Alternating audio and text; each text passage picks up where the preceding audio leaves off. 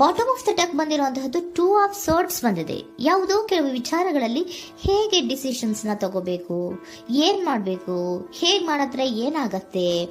ಕೆಲವೊಬ್ಬರಿಗೆ 2 options ಗಳಿರುವಂತಹದ್ದು represent ಆಗ್ತಾ ಇದೆ, ಅಥವಾ ಕೆಲವೊಂದು ಆಪ್ಷನ್ಸ್ ಗಳು ನಿಮ್ಮಲ್ಲಿ ಇರುವಂತಹದ್ದು ರೆಪ್ರೆಸೆಂಟ್ ಆಗ್ತಾ ಇದೆ. ಸೊ ಅದಕ್ಕೆ ನಿಮ್ಗೆ ಸ್ವಲ್ಪ ಕಷ್ಟ ಆಗ್ತಾ ಇದೆ. ಕೆಲವೊಂದು ಡಿಸಿಷನ್ಸ್ ಗಳನ್ನ, ನಿರ್ಧಾರಗಳನ್ನ ಮಾಡೋದು ನಿಮ್ಗೆ ಸ್ವಲ್ಪ ಕಷ್ಟ ಆಗ್ತಾ ಇರುವಂತಹದ್ದು ಬಾಟಮ್ ಆಫ್ ದ ಡೆಕ್ ಅಲ್ಲಿ ರೆಪ್ರೆಸೆಂಟ್ ಆಗ್ತಾ ಇದೆ.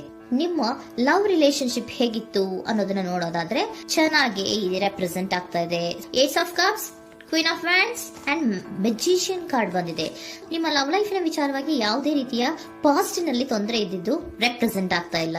ನೀವು ತುಂಬಾ ಚೆನ್ನಾಗಿದೆ, ಒಂದು ಕ್ಯೂರಿಯಾಸಿಟಿ ಇತ್ತು, ಬಹಳಷ್ಟು ತುಂಬಾನೇ ನೀವು ಲವ್ ಲೈಫಿನ ವಿಚಾರದಲ್ಲಿ ಬಂದಾಗ ನೀವು ನಿಮ್ಮ ಲವ್ ಲೈಫಿನಲ್ಲಿ ತುಂಬಾನೇ ಮಾತಾಡಿದ್ದೀರಾ. ನೀವಿಬ್ರು ತುಂಬಾ ಟಾಕ್ಟಿವ್ ಆಗಿ ಇಬ್ರು ಕೂಡ ತುಂಬಾ ಚೆನ್ನಾಗಿ ಮಾತಾಡಿದ್ದೀರಾ.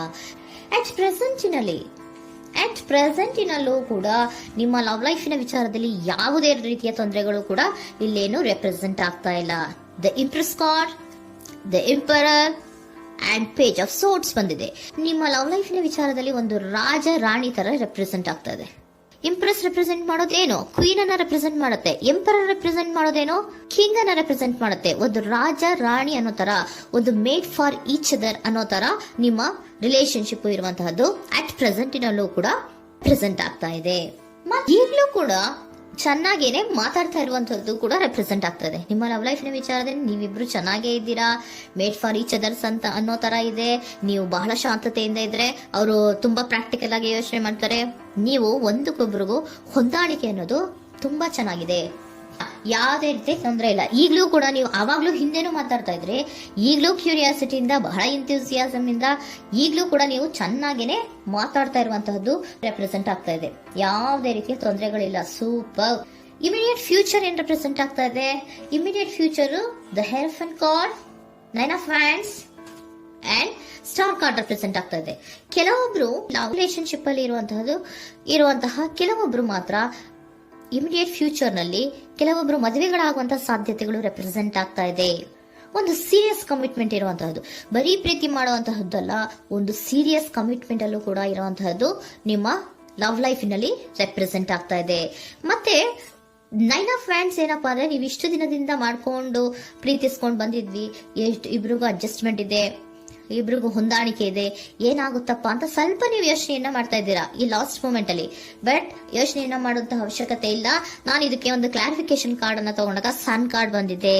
So sun is represented by light. ನಿಮ್ಮ ಲವ್ನಲ್ಲಿ ಒಂದು ಪಾಸಿಟಿವ್ ಲೈಟ್ ಇದೆ. ಸೊ ಹೆದರುವಂತಹ ಅವಶ್ಯಕತೆ ಏನೂ ಇಲ್ಲ.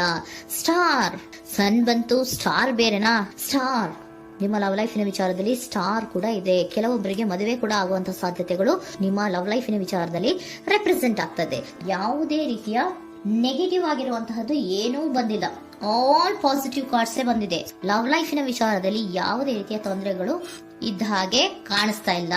ಬಟ್ ನೀವು ಸ್ವಲ್ಪ ಕೆಲವೊಂದು ಏನ್ ಮಾಡೋದು ಅಂತ ಸ್ವಲ್ಪ ನೀವು ಆಲೋಚನೆಯನ್ನ ಮಾಡ್ತಾ ಇರುವಂತಹದ್ದು, ಸ್ವಲ್ಪ ಕೆಲವೊಂದು ನಿರ್ಣಯಗಳನ್ನ ಮಾಡೋದಕ್ಕೆ ಸ್ವಲ್ಪ ಕಷ್ಟ ಆಗ್ತಾ ಇರುವಂತಹದ್ದು ರೆಪ್ರೆಸೆಂಟ್ ಆಗ್ತಾ ಇದೆ ಅಷ್ಟೇ. ಅಷ್ಟನ್ನ ಬಿಟ್ಟರೆ ನಿಮ್ಮ ಲವ್ ಲೈಫಿನ ವಿಚಾರದಲ್ಲಿ ಯಾವುದೇ ರೀತಿಯ ತೊಂದರೆಗಳೇನು ಇಲ್ಲಿ ರೆಪ್ರೆಸೆಂಟ್ ಆಗ್ತಾ ಇಲ್ಲ. ಏಂಜಲ್ ಗೈಡೆನ್ಸ್ ಏನ್ ಹೇಳ್ತಾ ಇದ್ದಾರೆ? ನಿಮಗೆ ಫಸ್ಟ್ ಕಾರ್ಡ್ ಕೊಟ್ಟಿರುವಂತಹದ್ದು ಏಂಜಲ್ ಗೈಡೆನ್ಸ್ ಅವರು ಇನ್ ದ ನಿಯರ್ ಫ್ಯೂಚರ್, ಸದ್ಯದಲ್ಲಿಯೇ ಎಲ್ಲವೂ ಕೂಡ ನೀವು ಅನ್ಕೊಂಡಿದ್ದ ತರನೇ ಆಗುತ್ತೆ. ಏಂಜಲ್ ಗೈಡೆನ್ಸ್ ಕೊಡ್ತಾ ಇರೋದು ಬಿ ಅಸರ್ಟಿವ್. ಯಾಕೆ ಬಿ ಅಸರ್ಟಿವ್ ಅಂತ ಕೊಟ್ಟಿದ್ದಾರೆ? ಇಲ್ಲಿ ಸ್ವಲ್ಪ ಡಿಸಿಷನ್ಸ್ ನ ಮಾಡೋದು ಕಷ್ಟ ಆಗ್ತಾ ಇದೆ ಅಲ್ವಾ ನಿಮ್ಗೆ, ಸೊ ಎನರ್ಜಿಯಲ್ಲಿ.